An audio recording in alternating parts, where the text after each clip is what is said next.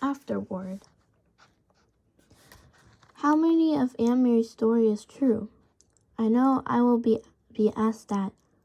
Let me try to tell you. Here, where fact and fiction begin. Aunt Mary Johnson is a child of my imagination. Though she grew there from the stories told to me by my friend Annalise Platt, to whom this book is dedicated, who was herself a child in Copenhagen during the long years of the German occupation. I had always been fascinated and moved by Annalise descriptions, not only of the personal deprivation that her family and her neighbors suffered during those years, and the sacrifices they made, but even more by the greater picture she drew for me of the courage and integrity of the Danish people under the leadership of the king they love so much, Christian X.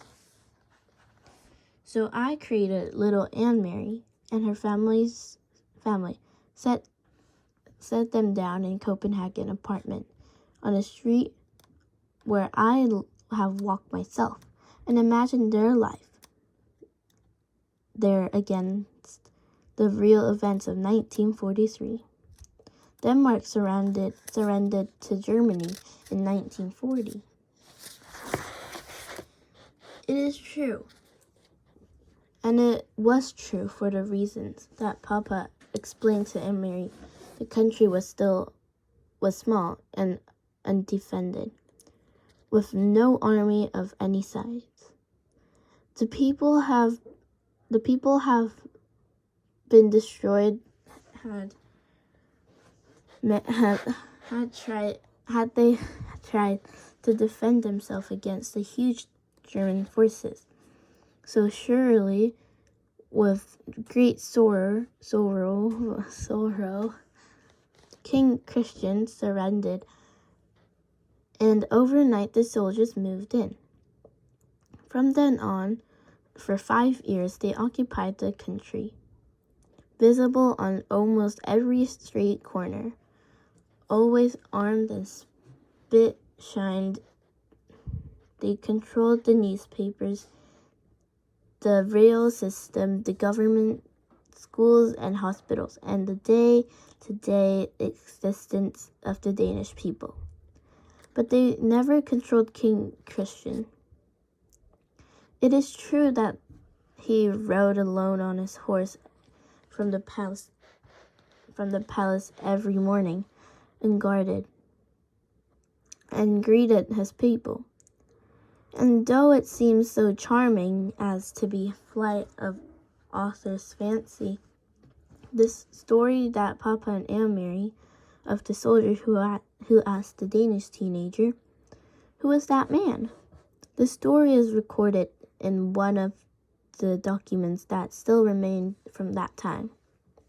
It is true, too, that in August 1943, the Danish sank their own entire navy in Copenhagen harbor as the Germans approached to take out the ships for their own use. My friend Annalise remembers it, and many who were children at the time would have been awakened, as little Christy was, by the explosions and the fiercely lighted sky, and the ships burned. On the New Year of Jewish holidays in 1943, those who gathered to worship at this synagogue in Copenhagen, as the fictional Rosenstedt, were warned by the rabbi that they were to be taken and relocated by the Germans. The rabbi knew because of because a high German official told the Danish government, which passed the information along to the leader of the Jewish community. The name of the German was G.F. Duckwitz, and I hope that even today, so many years later, there are flowers on his grave, because he was a man of compassion and courage. And so the Jewish, all but a few who didn't believe the warning, fled the first raids. They fled into the arms of the Danes, who took them in, fed them clothes, clothed them, hid them, and helped them along to safety in Sweden. In the weeks following the Jewish New Year, almost the entire Jewish population of Denmark, nearly 7,000 people, was smuggled across the sea into Sweden. The little hand-hemmed linen handkerchief that Aunt Mary carried to her uncle, surely something made up by the author who wanted to create a heroine out of a fictional little girl? No, the handkerchief as well is part of history. After the Nazis began to use police dogs to sniff out hidden passengers on the fishing boats, Swedish scientists worked swiftly to prevent such detection.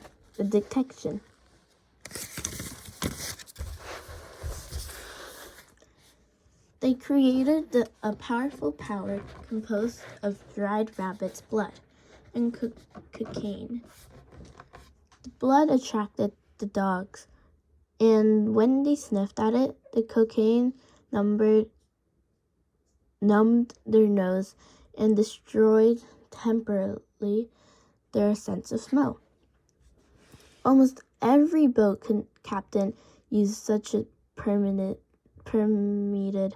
handkerchief, and many lives were saved by the device.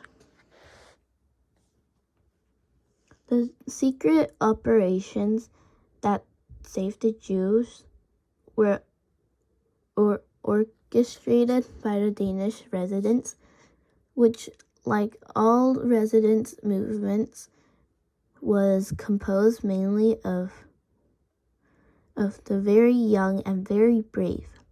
Peter Nielsen, though he is fictional, represents those courageous and idealistic young people, so many of whom died at the hands of the enemy. In reading of the resistance leader in Denmark, I came across an account of a young man named Kim Maltebrun, who was eventually captured and executed by the Nazis when he was only 21 years old. I read this story, and I had read many others, turning the pages, skimming here and there. This sabotage, the tactic, this capture, that escape, after a while, even courage becomes routine to the reader. Then, quite unprepared, I turned the page and faced the photograph of Kim Maltebrun. He wore a turtleneck sweater, and his thick, light hair was windblown. His eyes looked out at me, unwavering on the page. Seeing him there, so terribly young, broke my heart. But seeing the quiet determination in his boyish eyes made me determined too, to tell his story, and that all of the Danish people who shared his dreams. So I would like to end this with a paragraph written by the young man in a letter to his mother the night before he was put to death. And I want you all to remember that you must not dream yourselves back to the times before the war, but the dreams for all, young and old, must be to create an ideal of human decency,